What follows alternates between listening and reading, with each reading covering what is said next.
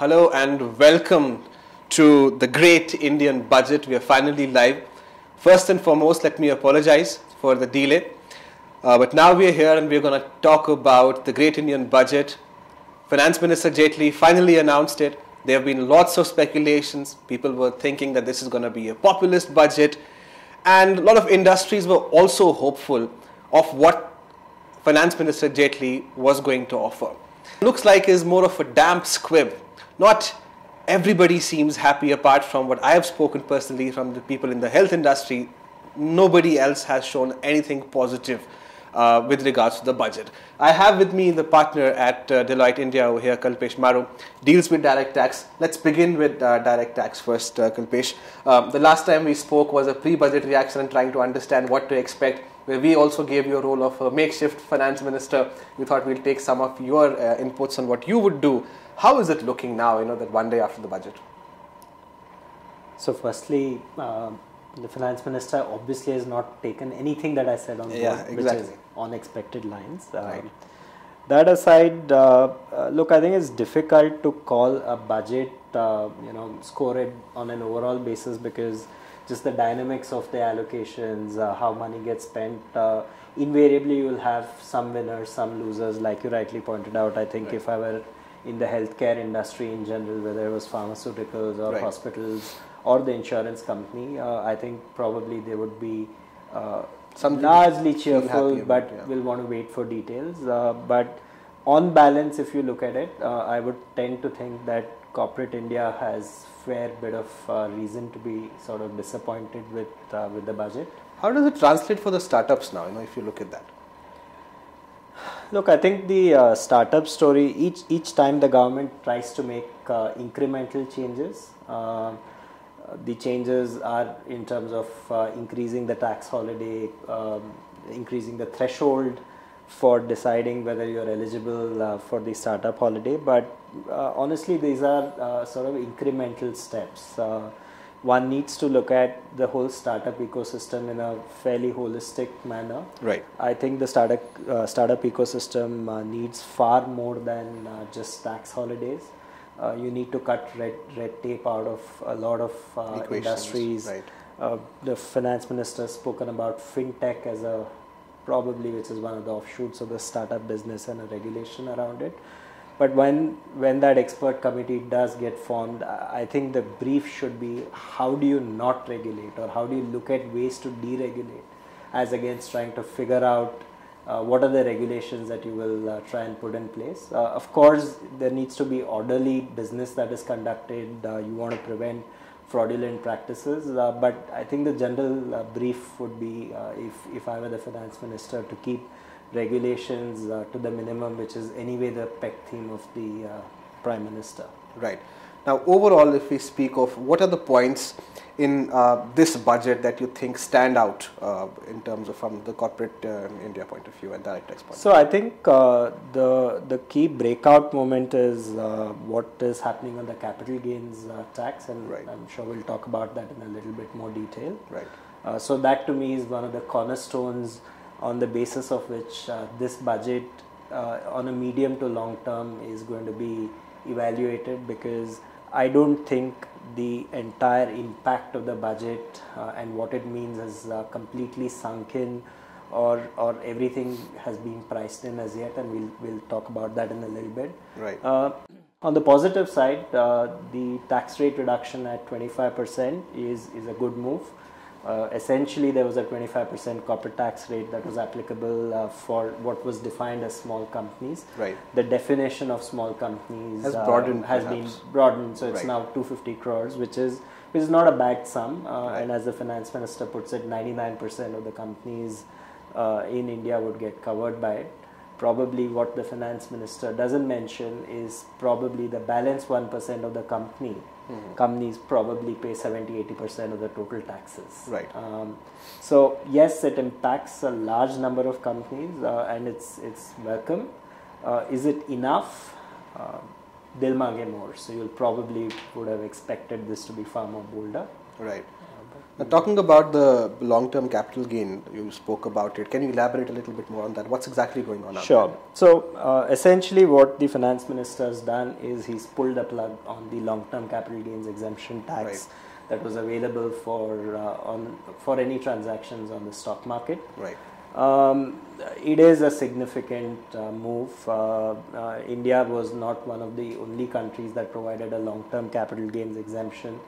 Several economies in the world provide that, and the underlying logic to that is a healthy capital markets system which allows for free flow of capital is essential to channel in investments. Right. What the finance minister has done is the exemption is off, and the logic for that is to say we want money to flow into more manufacturing type setup, and therefore by presumption the position is that stock markets don't necessarily, the money does not get channeled into real industries. Right. Partly maybe that's true.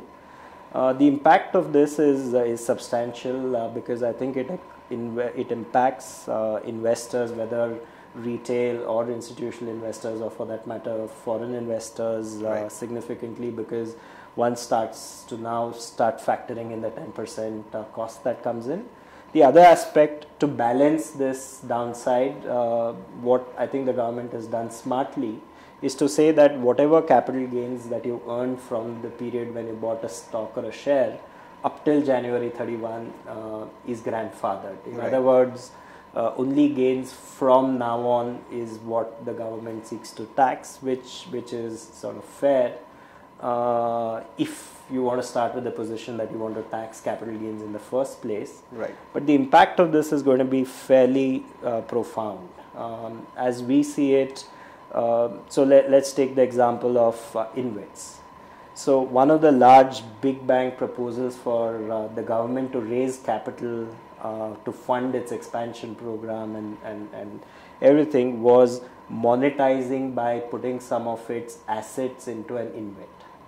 Now InvIT as an asset class sits somewhere in between equity and debt, and the returns on InvITs, firstly InvITs as a product in India have not done well. Right. And if the capital gains exemption goes away, my fear is potentially the entire market for InvITs could just get destroyed overnight. Right. Who is it impacting? If the government's plan is to raise a lot of capital through InvITs, what's the impact? That's something that they'll have to think about. I think REITs, as it is, we don't have a single REIT in play right now. The more taxes that you levy and this whole capital gains on InvITs, on REITs is going to make the product that much less attractive for investors. And therefore, if you look at it big picture, I think both at a retail level and an institutional level, I think there is going to be some rebalancing of portfolios that is likely to happen, which is going to see a flight of capital potentially in the short to medium term from equity to other classes. Right.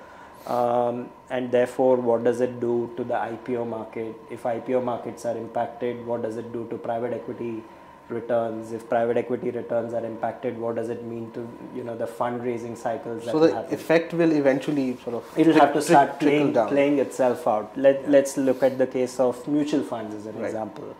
So investments in mutual funds are also now liable to the same capital gains tax. So what that means is an investor, retail or institutional, will want to churn their portfolio less. Who does it benefit? So does it mean that the bigger schemes that are currently existing will have an undue advantage because there is a cost associated with an exit now in the form of a capital gains tax? And what does it mean to the smaller players, newer schemes, etc.? So that is one impact. The entire wealth management industry, their returns are based on, to an extent, based on investments that are made, based on switches between portfolios. That pretty much will start coming down. So the impact on an overall basis is fairly profound. So basically, the adjustments will be a little too many to be made. But it'll start playing out in different sectors in different manner, and therefore one will need to see what does that mean now. So the other thing for one to look at, it's all not bad news. So the other thing to look at is, does it mean that suddenly fixed income products are relatively speaking better or compared to how they were yesterday? Is equities loss, real estate's gain on a relative basis? Right. So we'll have to see how this sort of plays out. My sense is 6 to 12 months we'll start seeing a trend. By the time we'll have time for the next budget. Yeah. Right. So what industries do you think will be positively impacted by this budget? I think the clear winner from this is healthcare. Healthcare. I think rightly so there's been a lot of question marks about how does the math work out, Exactly. Where did the number of 50 crore people come from, where are the resources, etc. But long term, I think if they are able to come up with a formula and even hit half the numbers, I think healthcare. I think it is a step in the right direction, so to speak. Yeah. The second impact, as I see it, is that there is a lot of money that is going to go into rural income, Right. And into the hands of the farmers. That's because the MSP has been increased by 50%. A lot of indirect forms of subsidies are going in. Generally speaking, that means good news for FMCG companies. More disposable income there, more often than not, translates into better results for FMCG companies. It may also be inflationary. We will see, but seems like FMCG, again, over a 6 to 12 month period, if these allocations indeed happen, may be beneficiaries of Right. the budget. Speaking about the real estate sector, there's been talk of housing for all and stuff, and there have been lots of government schemes in that. But affordable housing still remains, a big question that India faces. Now, how does it look for the real estate sector? Because the people I've spoken to, they don't seem very happy. Nothing's happened. Yeah.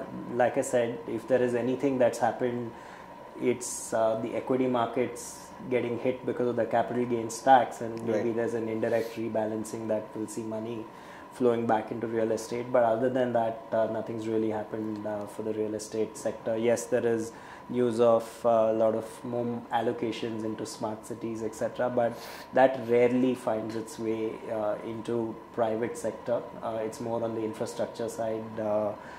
We are yet to see that translate into more houses getting created, Right. and the sector picking up based on that. Right. Now, talking about demonetization and GST, how much do you think these two factors impacted the current budget? The answer is very obvious, but I would like to understand from you as an expert that whatever happened there eventually translated into whatever the budget the government has at hand. I don't see that much of a direct correlation. So GST is a bit of a black box. I think there is no doubt that it's a great reform, and I think the government there is trying in all earnest to stabilize the law. And therefore, like I said in our pre-budget discussion, what that does is it puts an X factor to government's revenue projections, because you just don't know what's going to come out of it. Right. So I'm sure as the government was thinking about ways to balance its balance sheet, this weighed on their minds. Demonetization, unfortunately, is all about how do you manage perceptions now. I think the hard data about increase in tax collections, 3% of the money never returning, those have all found to be untrue. Right. It's now a question of how do you show that this has really resulted in something beneficial. And again, it's too soon to call because, of course, the finance minister laid out a lot of statistics to say that the extent of compliance has increased, etc., to buttress the point that the benefits are starting to show. But one needs to see the benefits vis-a-vis the cost, and we don't know where that math will work out. Seems like the industry or the numbers and the economists, what they're talking about, at least in the short term, don't seem to be suggesting a massive positive outflow from that. Right. So before we wrap this special live broadcast with you, is there anything else that you would want to add in terms of direct tax and how the people out there should sort of expect and what they should expect in the days to come?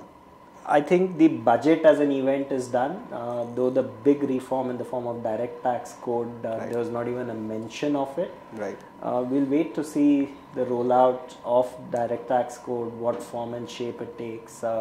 and really whether it is truly speaking a law of today based on today's times, and we'll wait to see what happens there. Right. Thank you very much, Kaplesh, for joining us today. It was a pleasure having you on the show. So that was all with regards to direct tax, but do stay tuned in. We'll be back in some time. We'll talk about personal tax. We'll have another partner from Deloitte India with us. In case you have any further questions, please do comment below. We'll try to take it up with Kaplesh over here, and we'll get the answers later for you. Thank you very much for tuning in.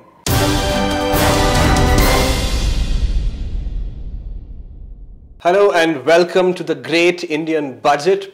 We are back as promised, and now we are going to talk about personal tax. Speaking of the budget 2018, there were a lot of expectations, a lot of speculation that this is going to be a populist budget and the government is going to keep in mind the upcoming elections as well. But nothing like that really seems to have happened. The salaried class does not seem very happy. The fiscal deficit was set at 3.5% instead of 3.2%. And a lot of talk around tax rebates which were expected by people didn't happen. Perhaps apart from the health sector, not many people are rejoicing at the moment. We had with us a while ago earlier an expert from Deloitte on direct tax, and now I have Saraswathi Kasturirangan with me, partner at Deloitte India, on this show. And she specializes in personal tax, and that's something that we are going to talk about today. I'm pretty sure you and I will relate to more, especially the salaried class will relate more to the personal tax part of things. And we'll try and understand better today what exactly hit us with this budget, what exactly is in store for us. We'll try and understand from Saraswathi. So, let me address the elephant in the room first before we go anywhere else, Saraswathi. Sure. It is the standard deductions, right? And what exactly happened over there, with all the calculations going around on social media and WhatsApp, that somebody at around 10 lakh per annum would not be saving more than 35 bucks, which is I think around 500 or something. Help us understand that. What really happened out there? So, well, there were a lot of hopes raised when the finance minister did talk about the 40,000 standard deduction. So, if you look at it plain and simple, for somebody at 30%, a 40,000 standard deduction should translate to a 12,000 rupees of tax gain. Even at the minimum level of 10%, it should be a 4,000 rupee per annum. Right. But the reality is far from that. The reason being, the finance minister has slipped in a couple of things. One, there has been a medical reimbursement which employers were always providing to their employees, and this is something which was tax exempt up to 15,000. Right. Now this is something that's been subsumed into this. And so that's no longer going to be available. Right. The other thing is there was a conveyance allowance which across the board most companies would provide to their employees, and this was at 1,600 per annum. There were no documentation typically required for that because it was provided in the form of an allowance, and that would actually on an annualized basis would result in 19,200 amount of income relief. Right. So you add these up and reduce it from that 40,000, what you're left with is just around 5,800 rupees of income relief. Right. So, well, that is one part of the story. Even on that, at 30%, you would possibly get around 1,500 rupees of tax relief. But the icing on the cake, or maybe it may not be the right way to say it, it can be the chili powder on the cake maybe, is really that there has been an increase in the cess which was applied on the total taxes. Right. And if somebody is paying surcharge, then the cess is applied on the tax plus the surcharge. And the cess was for education, which is at 3%. It has been increased to 4%. That's education and healthcare, I believe. Yes. Right. So it includes both education as well as health.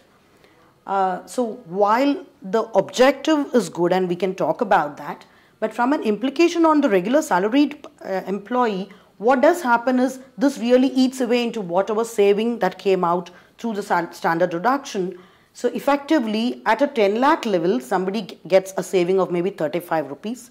Okay. And maybe at 16 lakh, they sort of break even, saying that then after that they start paying out taxes more than whatever saving they got.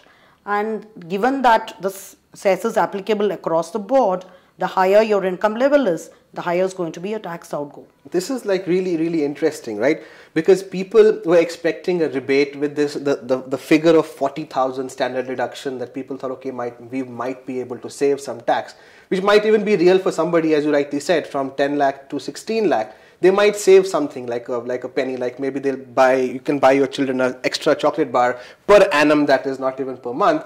But after 16 lakh, what Kasturi was just mentioning, that you will actually be paying extra. Can you elaborate a little bit more on that? That if your income take home is above 16 lakh, how do you end up paying extra? In fact, from your pocket to the government, and you're not saving anything.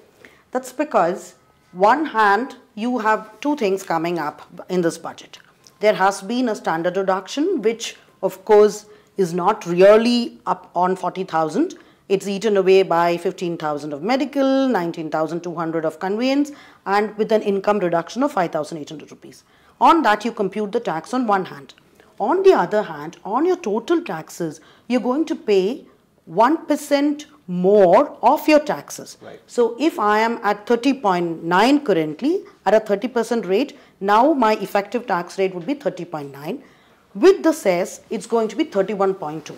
So 0.3 I am paying on my total income more, which would actually eat into whatever pittance of saving I get from the standard deduction. Right. But I think the other way to look at it is, not all employees may be claiming the medical, maybe the millennials, they may not really have been claiming the medical benefit, or maybe not all would have got the conveyance allowance, in which case it's something which would add to their tax saving.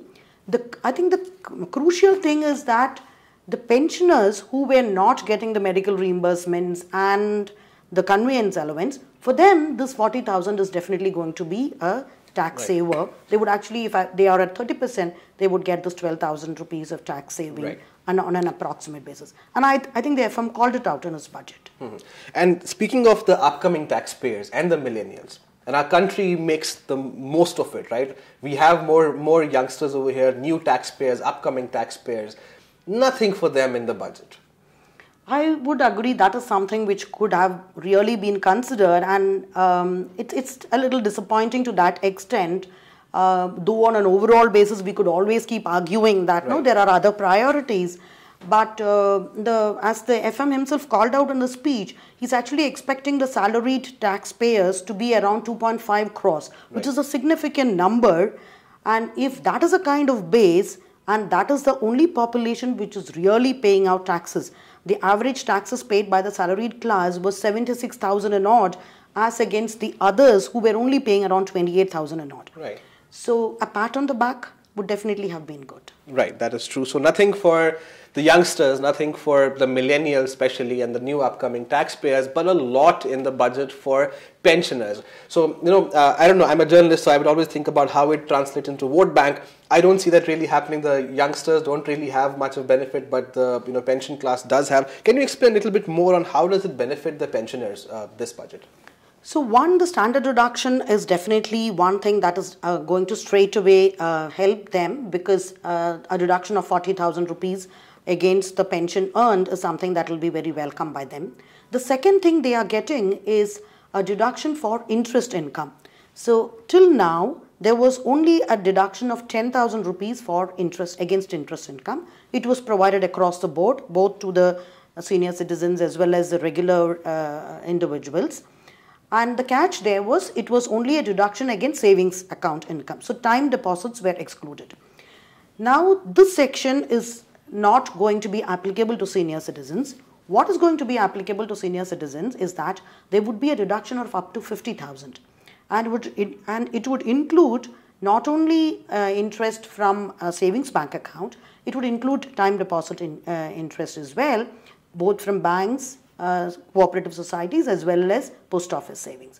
So a 50,000 is something, 40,000 you get on standard deduction, plus you get a 50,000 on interest. So removing the existing 10,000 which they were anyway getting for savings, it's really adding up to an 80,000 deduction for the senior citizens. So overall looking good for the senior citizens, not very good for youngsters, and not good for people earning more than 16 lakhs per annum. In fact, you'll be paying out, as we discussed.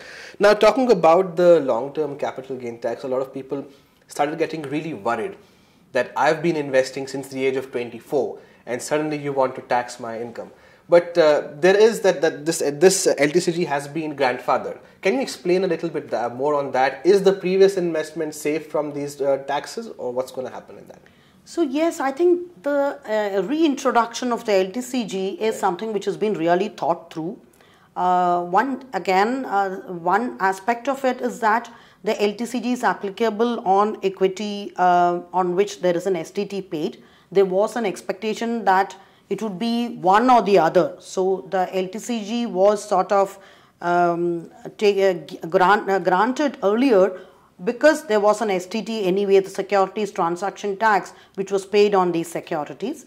But now we seem to be living in a situation where we have both. But that apart, I think the reason why I said it's been thought through is that it's sort of been grandfathered till 31st January, so there's no panic selling. So nothing for people to worry about of their income as of today. But there's a lot of planning to be done in terms of making sure that you know how you're going to be hit so that you plan for it accordingly. So the way that has been done is whatever has been purchased, against that there is, whenever you compute a capital gain, there is always a cost that would be reduced. And in the case of capital gain, many a times an indexed cost is considered. So he's clarified that there's going to be no indexation. So you're not really setting aside anything for inflation. But the cost is defined to mean either the original cost or the fair market value as on 31st January. And if ultimately your selling price is lower than the fair market value, then of course the lower value would be taken because you cannot have a notional loss being carried forward. Right.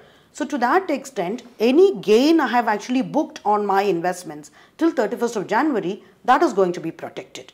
So one advice would be make sure that if you have investments today, make sure that you have the FMV captured as on 31st January, keep it for your records so that at a future date when you're selling it, you have your backup document. What about the planning opportunities for individuals under LTCG?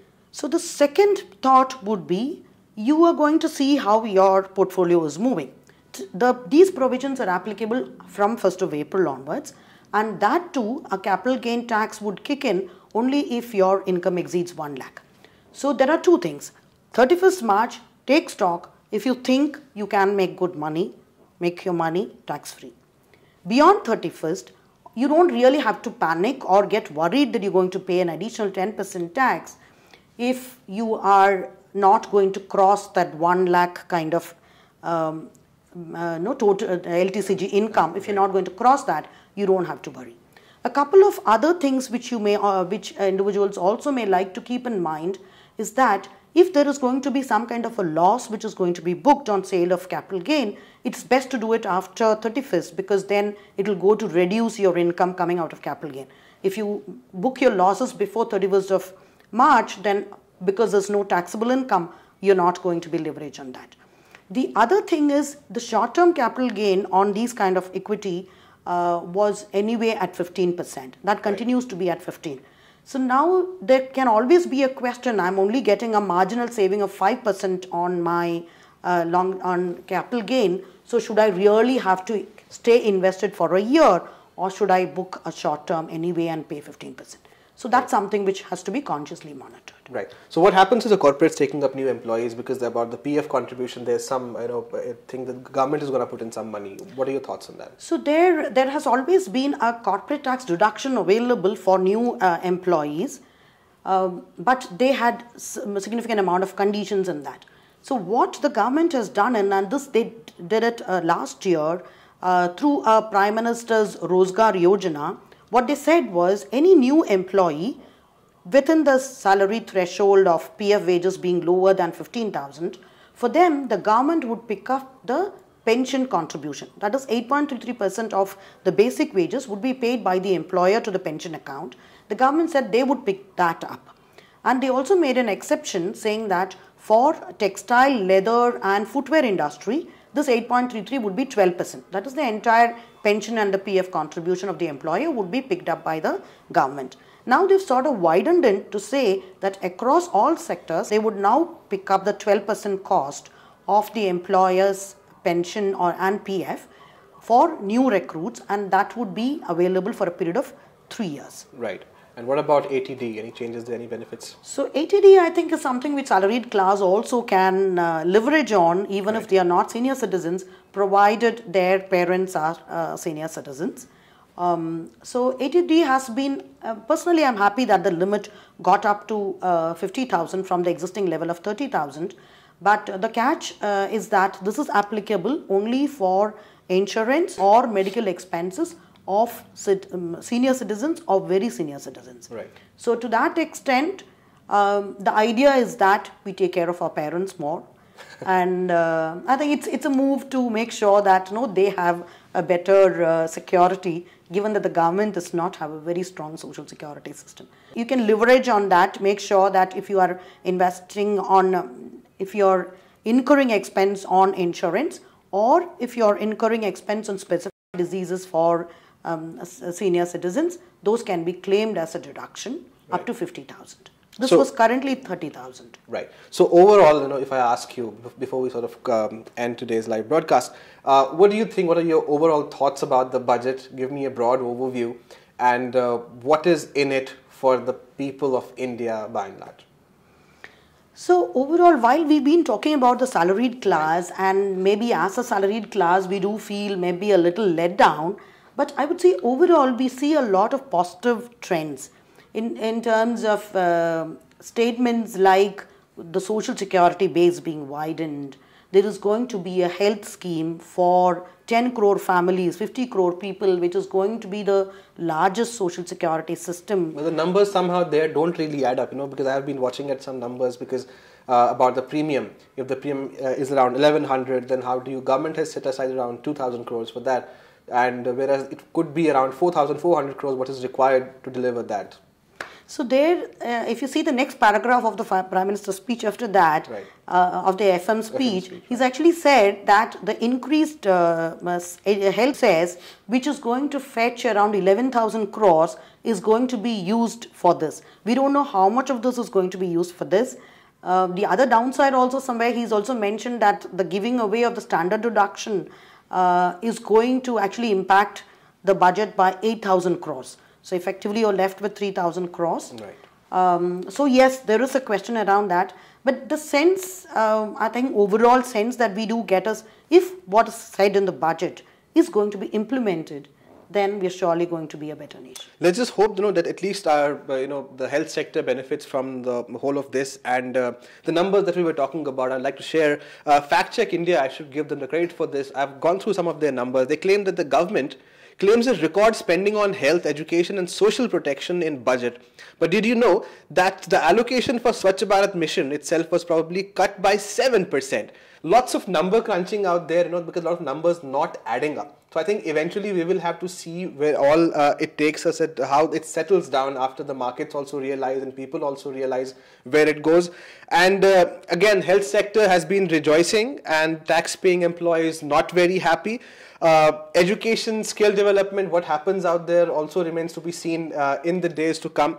And a lot of people, when we began this entire discussion over here at Deloitte, also in the pre-budget discussions as well, as I said, lots of expectation, people thinking it's going to be a populist budget. So I think let's try and be a little fair towards the governments as well, that it is not really happy for each and every government to keep the expectations of every sector, keep them satisfied very well. But at the same time, lots of questions are going to be asked in the days to come. Not really a populist budget per se, as might be expected during an election year. But let's just hope that eventually something good comes out of this budget for the country, for the nation in the days to come. Thank you very much for joining us today, and thank you very much, Saraswathi, for joining us on this live broadcast. Pleasure having you over here. And we'll see you next week with another episode of The Talk, but definitely not talking about the budget this time.